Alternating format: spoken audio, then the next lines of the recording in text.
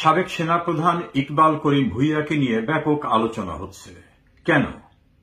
বিষয়টা কি রহস্যাবৃত্ত, নাকি তার কোনো অন্য উদ্দেশ্য রয়েছে? এটি নিয়ে নানাভাবে বিশ্লেষণ হচ্ছে। 2007 সালের তৎকালীন তত্ত্বাবধায়ক সরকার আমলে তিনি সেনাবাহিনীর গুরুত্বপূর্ণ পদে ছিলেন। অনেক কিছুই কাছের থেকে দেখেছেন। প্রধানমন্ত্রী শেখ হাসিনা সরকার আমলে তিনি সেনাবাহিনীর প্রধান হন, পদোন্নতি পান, অনেক গুরুত্বপূর্ণ দায়িত্ব পালন করেছেন।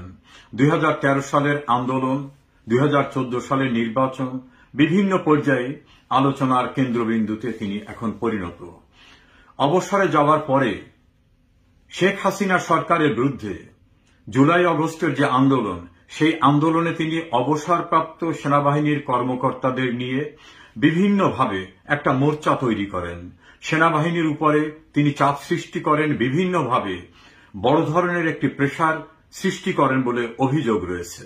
শুধু কি তাই, শেখ হাসিনা সরকার স্থানান্তরিত হয়ে যাওয়ার পরে তিনি ফেসবুকে বড় বড় করে স্ট্যাটাস দিয়ে জুলাই আগস্টের তথাকথিত বিপ্লবী সরকারের বিপ্লব কোথায় চলে গেল, কেন সফল হল না, সেনাবাহিনী প্রধানের কি ব্যর্থতা ছিল, অন্য কি কি ত্রুটি ছিল, এভাবে নানা বিশ্লেষণধর্মী ফেসবুকে স্ট্যাটাস দিতে শুরু করেন। অনেকের কাছেই প্রশ্ন, কেন তিনি রাজনীতিতে সম্পৃক্ত না থেকেও একটি বৈধ গণতান্ত্রিক উপায়ে নির্বাচিত সরকারকে উচ্ছেদের জন্য তৎকালীন যে আন্দোলন, সেই আন্দোলনে অবসরপ্রাপ্ত সেনাদের নিয়ে ক্যান্টনমেন্টের উপরে চাপ সৃষ্টি করেছিলেন। আবার কেউ কেউ বলছে যে শেখ হাসিনা সরকার আমলে ওনার প্রাপ্তি তো কম নয়, সেনাপ্রধান হওয়া, লেফটেন্যান্ট জেনারেল হওয়া, উনি বিদ্যুৎ উৎপাদন কেন্দ্র পাওয়া, মর্যাদার সঙ্গে দায়িত্ব পালন করেও কি অতৃপ্ত ছিলেন? তাহলে অতৃপ্ত থাকলে সেই সময়ের কোনো ত্রুটি বিচ্যুতি নিয়ে তো উনি কখনো মুখ খোলেন নাই।